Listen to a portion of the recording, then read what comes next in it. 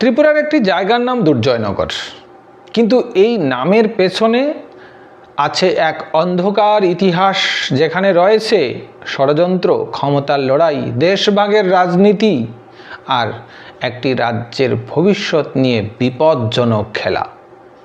একজন রাজকুমার যিনি নিজের স্বার্থের জন্য পুরো ত্রিপুরাকে পাকিস্তানের সঙ্গে যুক্ত করার চেষ্টা করেছিলেন। আজ আমরা জানব দুর্জয়নগর নামের সম্পূর্ণ ইতিহাস। Welcome to my channel history IQ. Durjoynagar নামটি এসেছে রাজকুমার দুর্জয় কিশোর দেববর্মার নাম থেকে। তিনি ছিলেন রাজা বীরেন্দ্র কিশোরের চতুর্থ রানীর পুত্র এবং রাজা বীর বিক্রম কিশোরের বৈমাত্রেয় ভাই। কিন্তু তিনি শুধু একজন রাজকুমার ছিলেন না, তার ব্যক্তিত্বের মধ্যে ছিল উচ্চাকাঙ্ক্ষা, ষড়যন্ত্র, ক্ষমতার প্রতি এক তীব্র আকর্ষণ, দেশভাগ ও রাজনৈতিক পটভূমি। সময়টা ছিল ব্রিটিশ শাসনের শেষ পর্ব। লর্ড মাউন্টব্যাটেনের ঘোষণা, ভারত বিভক্ত হবে, একদিকে ভারত, অন্যদিকে হবে পাকিস্তান। এই সময় ভারতবর্ষের সমস্ত দেশীয় রাজ্যগুলিকে বলা হয়, তোমরা ভারত অথবা পাকিস্তান যে কোনো একটিতে যোগদান করতে পারো। এই সিদ্ধান্ত শুধু রাজনৈতিক ছিল না, এটি প্রতিটি রাজ্যের ভবিষ্যৎ নির্ধারণ করছিল। ত্রিপুরাতে তখন সংকটময় পরিস্থিতি। কি ছিল সেই সংকট? ত্রিপুরার রাজা বীর বিক্রম প্রথম দিকে দ্বিধাগ্রস্ত ছিলেন, কিন্তু পরে তিনি স্পষ্টভাবে ভারত যুক্তরাষ্ট্রে যোগদানের পক্ষে মত দেন। তিনি অ্যাডভোকেট গিরিজাশঙ্কর গুহকে ভারতের সংবিধান সভায় পাঠানোর জন্য মনোনীত করেছিলেন, কিন্তু তার হঠাৎ মৃত্যু ত্রিপুরার কাহিনীকে পরিবর্তন করে দেয় এবং তৈরি করে ত্রিপুরাতে এক ষড়যন্ত্রের ভয়াবহ অবস্থা। এবং এখান থেকেই শুরু হয় গভীর রাজনৈতিক অস্থিরতা, রিজেন্সি এবং ক্ষমতার খেলা। নাবালক রাজা কিরিট বিক্রমের পক্ষে রানী কাঞ্চনপ্রভার নেতৃত্বে একটি রিজেন্সি কাউন্সিল গঠিত হয়। পরে এই কাউন্সিল ভেঙে দিয়ে রানী এককভাবে শাসন গ্রহণ করেন।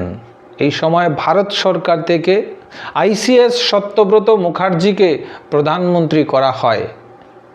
একটি নতুন মন্ত্রিসভা গঠিত হয়, আর এই মন্ত্রিসভার সদস্য ছিলেন দুর্জয় কিশোর দেববর্মা এবং তামিজউদ্দিন।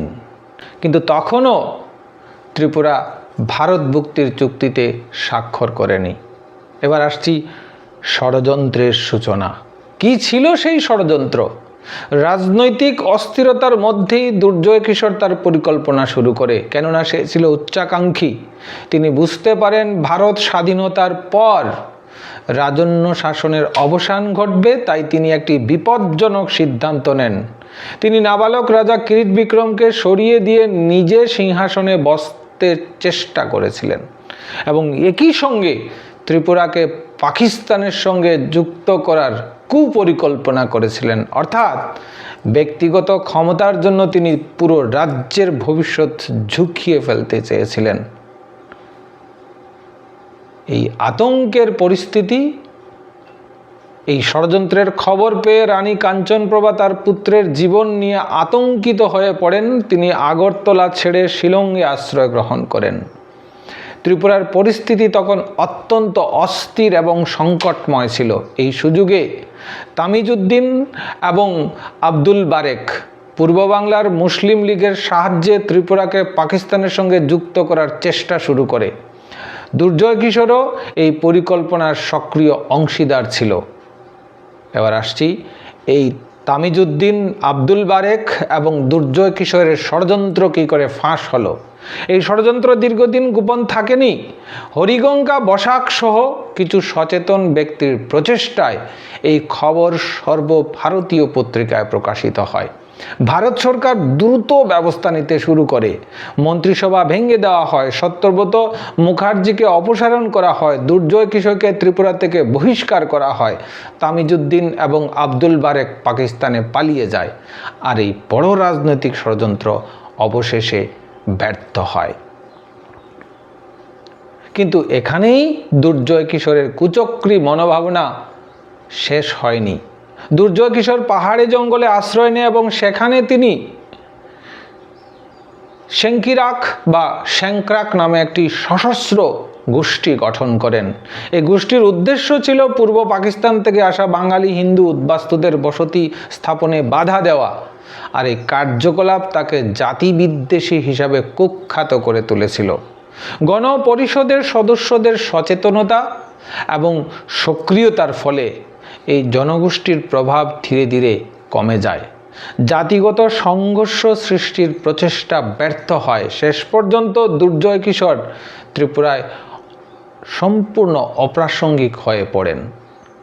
দুর্জয়নগর এটা শুধু একটি নাম নয়, এটি একটি সতর্ক বার্তা, যেখানে ক্ষমতার লোভ, ষড়যন্ত্র আর ভুল সিদ্ধান্ত এটি পুরো রাজ্যের ভবিষ্যৎকে বিপদের মুখে ঠেলে দিতে পারত।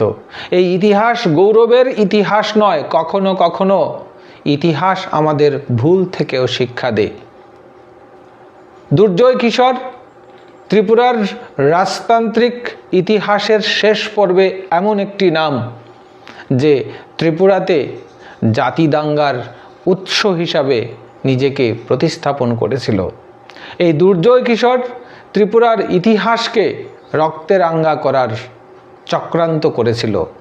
দুর্জয়কর্তা এবং রাজবাড়ির আরও কয়েকজন তার সঙ্গে ষড়যন্ত্রে অংশীদার হয়েছিলেন।